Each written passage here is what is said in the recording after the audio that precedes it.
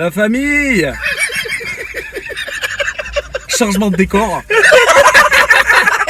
On se régale, on s'amuse, on fait des petits délires comme ça. On a eu marre d'avoir à côté de moi. Ouais, mais j'en avais marre de regarder les mecs derrière quand je racontais la blague, du coup je vais les regarder devant, mais c'est eux qui vont se tourner, du coup ça sera complètement con. Mais enfin bref, ils ont eu cette idée de merde.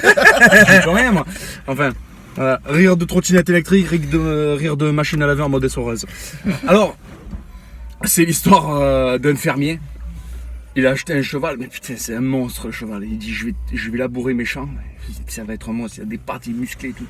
Et je vais l'acheter, c'est un monstre. Le mec il achète 5000 € le cheval. Putain, monstrueux. Il arrive chez lui, il tombe malade.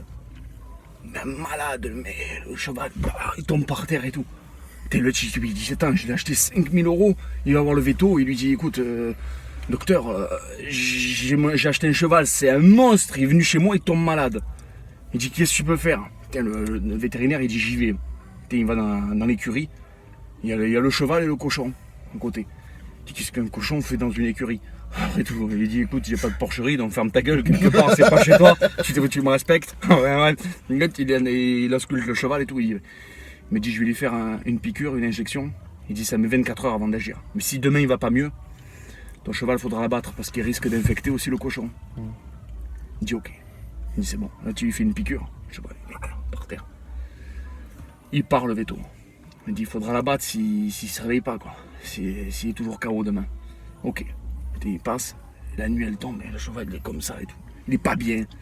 Le lendemain il est pas bien et tout. Le cochon il va voir le cheval, il dit écoute, il va venir le vétérinaire là.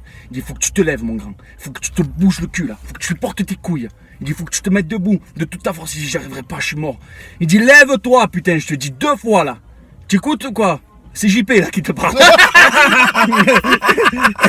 Il dit t'écoutes quand je te parle? Il dit faut que tu te lèves le cul, ils vont te buter. Il va te buter le veto, il va te piquer.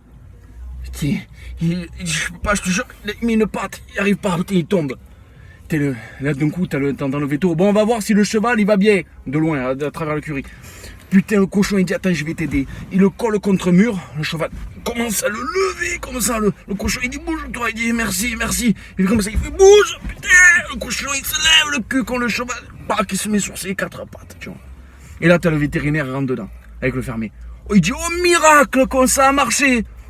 Le cheval, ça y est, ça a marché. Le cheval, il est vivant, il est en bonne santé. Le fermier dit putain, on va fêter ça, on va tuer le cochon.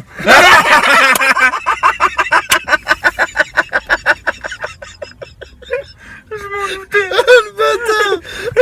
Et il est con ce cochon. De toute façon, JP a toujours été très con.